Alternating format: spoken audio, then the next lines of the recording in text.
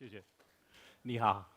I know we're running a little late, but my last slide has to do with a beer campaign advertisement. So I know there's a few of you thinking right now, wo yao pijo. So just stick around and we'll talk about that at the end, so as we go along. So my name is Bill Boss. I'm Managing Director for Asia Pacific for the Weather Company International. And just tell you a little bit about myself before I begin. I've been in the weather business for about 30 years.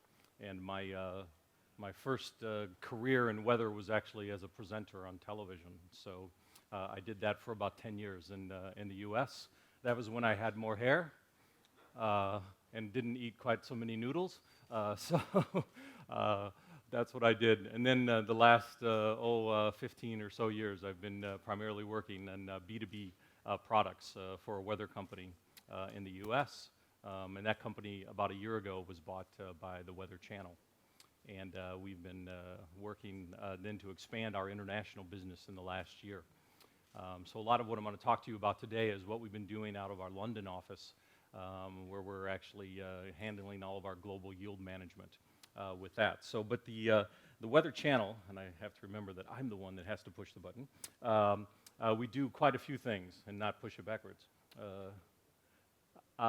You may be familiar with the Weather Channel in the US or weather.com, and we actually have more than almost 40 languages in our websites, on our mobile websites, our applications, our tablet applications. And we also do things for airlines and forecasting and different things with energy traders. We provide data for some of the largest websites. We actually provide data to Google. If you go to the Google One box and type in Shanghai weather, the weather information in there is actually from the Weather Channel, and also Yahoo and some other portals and things like that. So we've had about 120 million global-wide app downloads, number 2 all-time for iPad app, and number 7 for the iPhone app. So we've done quite a few things in that arena, and we have about 250 million global consumers, although I like to say it's more than that, because if you watch, does anyone watch the weather on TV in China? A few of you, maybe. More than likely, that's actually software that the weather company has developed, that you're seeing the station use. So if you watch CCTV1, 7:30 Weathercast, that's our software. If you watch anything Shanghai Media Group, the channels, it's weather, that's our software as well. So that's another part of our business. So I like to say we have 250 million consumers, but maybe 500 million people every day in China who watch part of our software on TV. So that's one of the things we've been doing. And I've been working in that part of the business here in China since 2006. So come to China many, many times. So the reason that we're really excited about working with Google and the DFP, and we've been doing that closely in the US and in our London office for about 6 years, is that we really believe that weather is a huge driver when it comes to consumer decision-making and buying. And actually, I've seen reports where actually a third of the world's GDP is actually affected by weather. So we're very excited about that. And working as an enterprise publisher with Google and the DFP allows us to do a lot more with weather. And this next example, I think, is very, very interesting because there's a company in the UK called Waitrose. Maybe you've heard of it, maybe not. But the Waitrose company actually is like a local grocery store. And they sell lots of various grocery things, and there we are. So the interesting thing, and again, talking about how weather affects consumer behavior, there was a month back in August in London, in the UK, where the temperatures were a little cooler than they had been for that summer month. And this is actually what happened to various sales products at Waitrose because of the change of the weather, and even the forecast change of the weather. The funniest one, I think, is the malt whiskey went very, very high because it was going to get cold. But anyway, but even like gravies and various things, change because of the weather. So we think that's a great opportunity to maximize revenues with our advertising on our sites when you can see things like this that are happening. So that's one reason we're very, very excited about what we're doing with DoubleClick. The other reason we're very excited is because, and a lot of these things you already know, but it's good to mention and to talk about this because there's lots of things from a data standpoint and tools that are out there that allow you to really kind of focus and hone in, especially in the weather space. A lot of it's certainly going into real time, especially as people plan and do things from national to hyper-local. You know, we all carry around a phone and we can send GPS information, and that's great to do that. It's very becoming some product-driven to consumer-driven. Consumers are really pushing and driving what they want to see and what they're doing there. Also, from a fixed location on your PC, we talked about it earlier today in some of the sessions, we don't sit in front of TVs anymore. We're getting information all over the place, so mobile's perfect for the weather space as well. And then the last one was many times one-to-many, right? But now it's many-to-many. It's social. There's such a social side of everything that's going on as well. So we're very, very excited about what we've been doing in that space. So let's talk a little bit about the weather company and what we've been doing in the last 6 months and how we've been doing that. You've been hearing a lot of things today about you know, how it works and how you can do things. And here's some examples and results of things that have actually been happening with the weather company with what we've been doing. So in the last 6 months, we've actually seen our revenues through our dynamic allocation through DFP actually increase 3 times. Okay, now that's based upon what we were just doing with remnant advertising up to that point until we started using DFP and started working that in. I'll explain to you how we were doing those things in just a moment. And that's also, even though we were seeing this, and I know it's a big concern for publishers in the house, and as it was for us too, because we were worried about it, is like, well, what does this do for my direct sales? How is this going to affect my direct sales? And you've heard a lot of different things on that. Our direct sales have even increased in the same time, and that's normalizing out traffic from year over year, okay? So we've actually seen our direct sales increase, and that has to do with a lot of things, but other things that we've been doing at the weather company.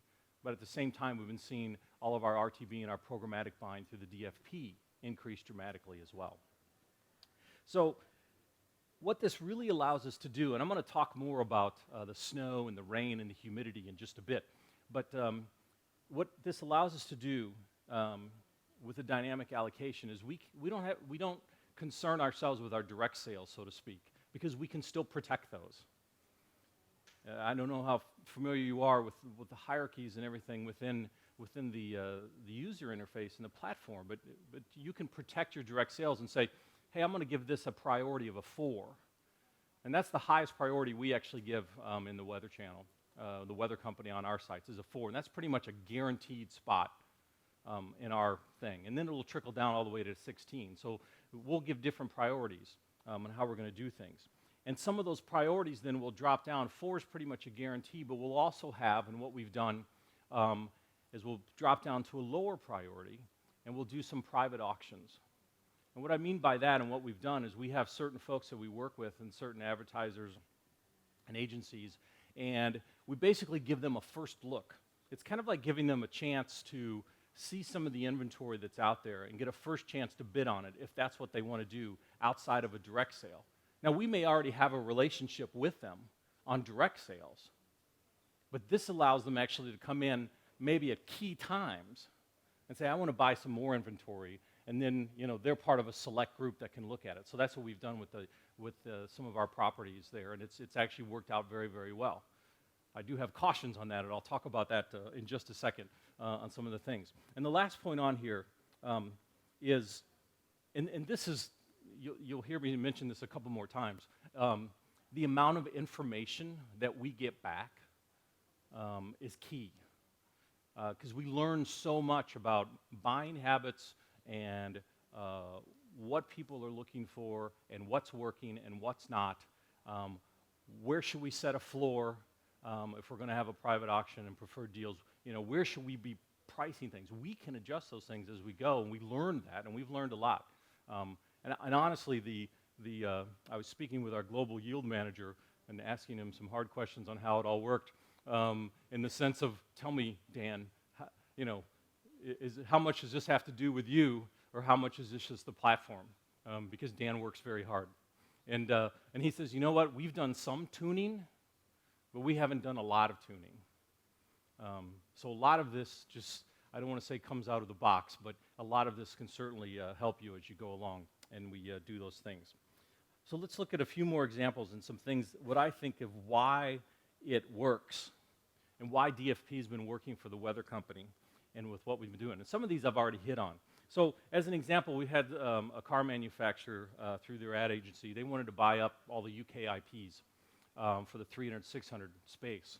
And the key thing is and this is another point to mention, besides the data, the other thing is you have plenty of control. You actually have tons of control. However you want to slice and dice it, and that's what we've learned, is that we can sit there and say, we want to be able to say this particular unit or this, we're going to keep those for direct sales premiums. We don't want those necessarily to trickle down. However, we have a very interesting time frame with the weather company when we actually look at the severe weather events or extreme weather events.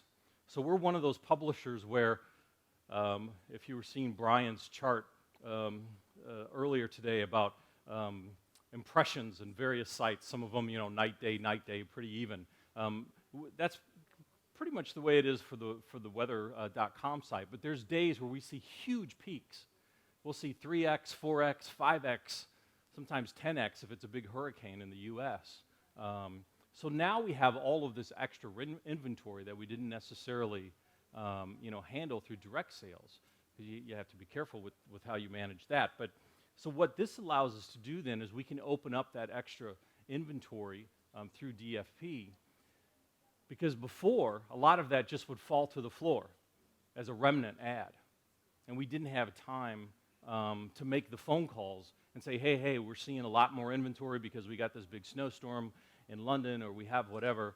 And so you don't have to worry about those types of things. You can be more reactionary for increases in your inventory. So that's a huge plus for us at the weather company, to be able to manage those spikes. And it also allows us to do what I call pre-direct sales, because we have the ability, and I'll talk about this at the end, to actually target based upon weather. So we can actually have advertisers say, I want to buy snow, or I want to buy rain. And so anytime it snows, then we can start plugging in their advertising that many times is also contextual about the snow or about the temperatures and things like that. I'll show you an example in a second, some of the things we do. And the bottom one there is, it really, for us, it got away. It going to DFP took us away from the idea of direct and remnant. Now we have all of these things in between that we can monetize, and that's why we've been seeing the 3x increase in what we have and how we categorize those things as we go along. So it's been a huge plus for us in that way. So what have we learned? I'm sorry, one more thing. The in-app. We've actually just started to roll out the mobile side of this as well. The great thing about it, and what we found, we certainly got our fill rates just up very quickly because there's high demand. We haven't set any real floors, and this is all for our international geos. So what I get for a mobile advertisement in Brazil is not going to be the same as I'm going to get some other place in Europe, or maybe even in Asia. So we've kind of done that, and then we've just been collecting data. But the great thing is all the tools that you've heard about also transfer over into mobile as well. And the one thing that we know that we need to do, and I encourage you as a publisher to figure out as well, is you have to make sure that your brand is known. It was mentioned earlier, you can pick a category, or you can be anonymous, or you can let them know who you are. And that's one thing we're finding on the mobile side especially, is letting them know who we are on the international side is huge. And we really think that's going to give us a lift, as opposed to someone just buying weather, or just buying UK, or a different IP in Sydney or something like that. So those are some of the things we've done on the in-app purchase. So a couple of things on what we've learned that I think are important for folks here. One is don't confuse things. And what I mean by that is be transparent. The buyers are very smart. You don't want to insult them. You don't want to do a direct sale and then have something else happen where they lose out on that. So we've learned that that's really important. You can protect your direct sales, no problem, but just be very transparent. Like I talked about too, if you have direct sales at a certain CPM or however you're selling, then you can let them know that we can also put you in a private auction if we have additional revenue for those spots in that particular inventory. Again, you have the control, but make sure you're very transparent with what you do. The second point, I think, is very, very important, and what that is and what we've learned is because of all the data that you get, and we've talked about that, is we've seen the data that we've taken in, we call it observation. We've moved from observation to strategy. And data is huge, and I could talk for probably another 5 hours about big data, but I won't. But data is a huge deal, and what this allows us to do is that, like I said before, it allows us to price, put those floors in place where we want to do those. The other thing that I think is interesting is that it actually allows us to see who lost the bid. We can actually see who lost the bid, so we can go in, and we might see, I may have an advertiser, somewhere in India or something like that, and I see they're constantly losing, but they're constantly bidding. That's a great thing to get, to then follow up with them and figure out what it is that they're interested in. Why are they interested in bidding on that, and why are they losing? Because maybe there's something else we can do for them to help generate them, us generate some revenue with a new buyer in that sense. So that's another thing. So sometimes it's those that even lose out on the bids in this thing that you can follow up with, which I think is great as well. And the final thing too is, on that point too, is make sure you have the staff to kind of analyze. We've actually started to add some staff to be looking at the data more closely. Like I said, we've done some tuning, but not a lot. So have people, have a yield manager, have people like that to work with this as well as what you're doing. And again, just the concept of controls and what you can do with that is a huge, huge plus for the control that you have with the DFP. Now, one of the interesting things too that we've done with the Weather Channel and the Weather Company is because we have all of this very great control now of our inventory and our ability to maximize our revenues on our inventory, we've decided to add another layer on top of that.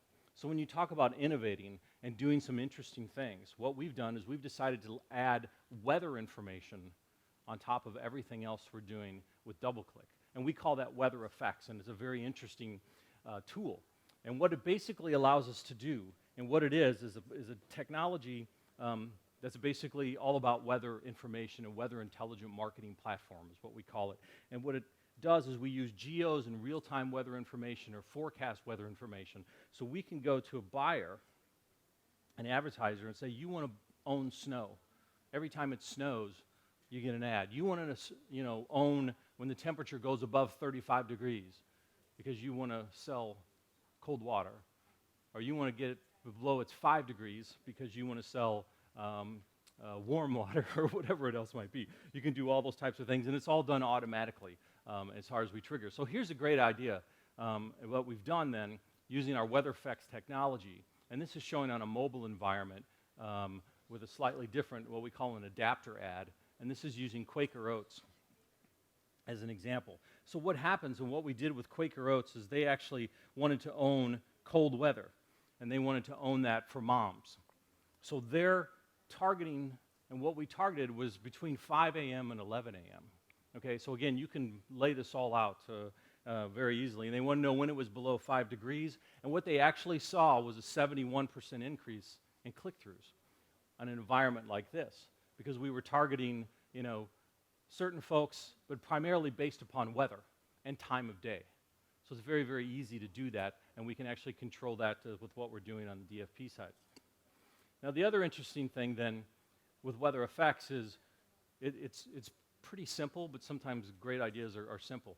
So we take weather data, geolocation, season, time of day, day of week, or whatever. We run it through the Weather Effects platform, and then we can then trigger those ads through the DFP on our property, so anything on weather.com, we can actually do off-property, so any other publisher can take advantage of this technology as well. We can even expand it in future plans for content management on your site, social type events as well. Again, that's with the weather effects technology. So I'm trying to move along here so we can get to our final slide, which is, and I do have a movie to show you very quickly. Okay, so I told you we'd talk about beer. So this is, I think, is an interesting example of weather effects. And it also, I think, kind of highlights some of the strengths of DoubleClick as well. So if I was trying to sell beer in the US, what you would do for your impressions, and I know it's a little hard to see, but maybe because I'm too close, but it's basically New York, LA, Chicago, and Atlanta. So you say, okay, the most people live in New York, I'm going to do most of my impressions there, and then I'm going to do, LA second, and just go down the list like that. That would be, very naive, as Brian would have said earlier today. But the truth of the matter is that beer sales very much are affected by weather. Any time of the year, actually. And this was actually in the fall when they were running this campaign. So we looked at key variables. We did some research for the client, looked at some key variables and said, okay, for New York, I can't see the colors, I'm too close. For New York, I'm sorry, for Atlanta, actually. So the blue line is Atlanta. So this was, if you look at Atlanta from a population standpoint, it's on the lowest one. But if you actually see what happened on the advertising impressions that were actually served, Atlanta was the highest. And you say, well, why? Well, you're trying to maximize the investors, or the advertisers' investment, right? So Atlanta actually had above normal temperatures. So it was a very hot fall. So, you figure people will, drink more beer. So again, so that's using the weather effects technology. In that way, again, all through the DFP engine and the ad exchange to serve these things out. It's just another data layer that we're laying on top of that to trigger the ads in that way. So there's your beer slide. I promise you that. I think I'm getting wrapped up pretty quickly, which is good. Now what we're going to do, I'm just going to show you a quick video on weather effects. I like it, the music and the graphics and all that. I always like to show videos. I'm an old TV guy. So thank you for your time this afternoon. Hopefully I got done quick enough so you can have some pijo, and 谢谢你.